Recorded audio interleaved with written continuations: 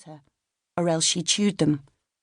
Purple-veiled, she was taken down into a dark, enclosed inner sanctum, and placed on a gilded tripod that teetered over the fissure. I wonder if her heart was panting.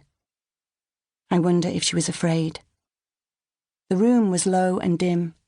She trembled as fumes rose from the decomposing dragon. Sly, sweet, lifting vapours that lurched her into a blood-thumping blur or violent trance, her limbs loosened from her own control. She jangled above the pit, enlarging. Apollo moved the bones of her jaw, her clump of tongue to speak through her mouth, a male voice issuing furious barks, a roar. The historian and essayist Plutarch, who worked as a priest at Delphi, attributed her ecstasies to the pneuma, the breath of the fault in the rock. He wrote, rather memorably, that she looked like a wind-swept ship.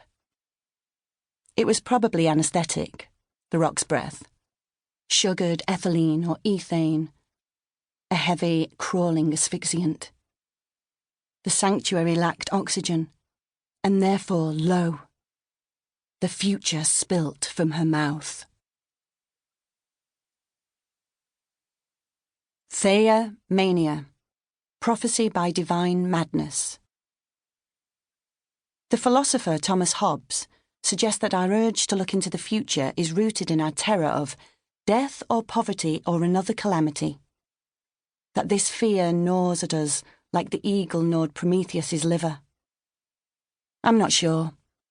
Teenagers, for example, swoon over stars in magazines because they want the future. When we are young, we visit the palmist to hear of tall, dark men and dazzling success, to imagine ourselves as adults finding love, adventure, vocation. Predictions are a form of daydreaming, of dragging the future a little closer. They were for me, at least. I kept a dream journal with a dream dictionary next to it, bought tarot cards, even tried to cast a few spells, as if the future could be summoned. Supposedly, the most basic spell is the glamour, but I had a hooked nose and hairy arms, and it didn't seem to work that well for me. One of the few things I know about my father is that he said he was psychic. Is that why I've always sought out oracles? Perhaps it's in my blood. My father died when I was 2. I don't remember him.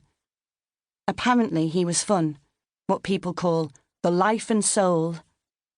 His party trick was reading palms, and when he read my mother's, he said, "You're going to marry me." He drank himself to death on purpose. He said he didn't want to stop. He knew he was going to die, must have felt it in his insides, but he chose to keep on drinking as though it was his destiny, as though he couldn't cheat the gods. A kind of self-fulfilling prophecy, I suppose, like that of the Italian astrologer Girolamo Cardano, who committed suicide to prove his prediction he would die at the age of 76 correct. Clairvoyance can be divided into roughly 3 classes. Retrocognition, the ability to see past events. Remote viewing, the perception of contemporary events outside the range of normal perception. Precognition, the ability to predict future events. When Croesus, king of Lydia, sent emissaries to 7 oracles to ask each on the same day what the king was doing at that very moment, the Delphic Pythia famously declared, "I count the grains of sand on the beach, then measure the sea. I understand the dumb, so hear the voiceless." After this, she correctly reported that the king was making a lamb and tortoise stew. I would class this as remote viewing. Oracles were most keenly sought, though, for their precognition, despite the fact that the prophecies of oracles could be mainly understood as the gods explaining their intentions verbatim. Famous proclamations such as, "Love of money will ruin Sparta," or, "If you cross the river, a great empire will be destroyed," can, in other words, be understood as the gods saying, "Do what we wish or we will punish you." Oracles didn't then quite predict the future. They only provided intelligence about the plans of the most powerful, though these were admittedly so likely to come true as to be easily mistaken for prophecy. It was like